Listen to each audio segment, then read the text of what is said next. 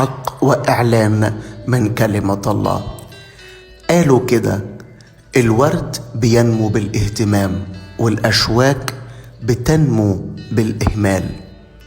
عندك مشكلة بالإهمال، أنك مهمل أو أهملت شيء وباظ وضاع.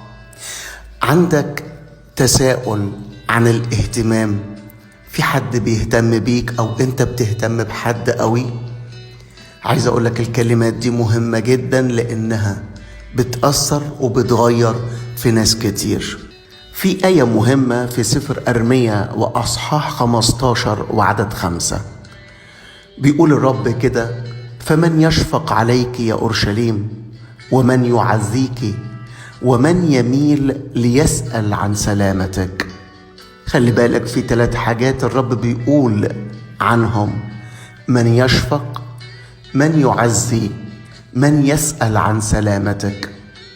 لما يكون في 3 حاجات زي كده أورشليم أهملت فيه، النتيجة أورشليم بتنتهي وبتضيع.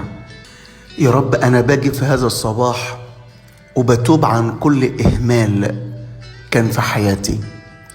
أيوة يا رب، أشفق، أعزي، أميل لأسأل.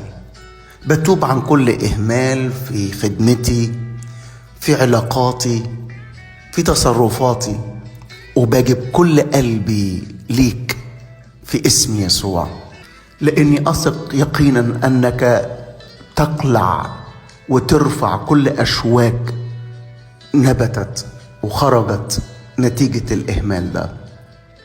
في آية تاني بيتكلم عنها الرسول بولس في فيليبي أصحاح 2 وعدد 20 و21: لأن ليس لي أحد نظير نفسي يهتم بأحوالكم بإخلاص، إذا الجميع يطلبون ما هو لأنفسهم لا ما هو ليسوع المسيح. فرق معايا قوي كلمات بولس الرسول: ليس لي أحد نظير نفسي يهتم بأحوالكم بإخلاص. يا رب، أنا بشكرك لأنك أنت المهتم بي، مهتم ما هو لسلامي، ما هو لنصرتي. أنت مهتم بي من الصباح إلى المساء، من أول السنة إلى آخرها، من الرحم إلى المشيب. ما في يوم ولا وقت تخليت عني.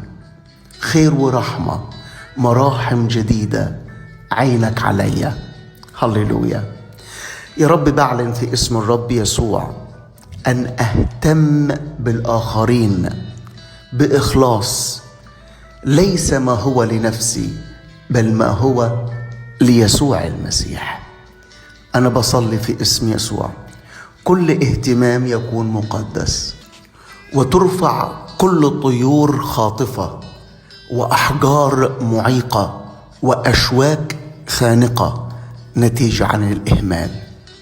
يا رب، أنا بعلن حضورك في هذا الصباح، وبستقبل اهتمامك فأهتم، بستقبل حضورك فأعيش فيه في اسم يسوع.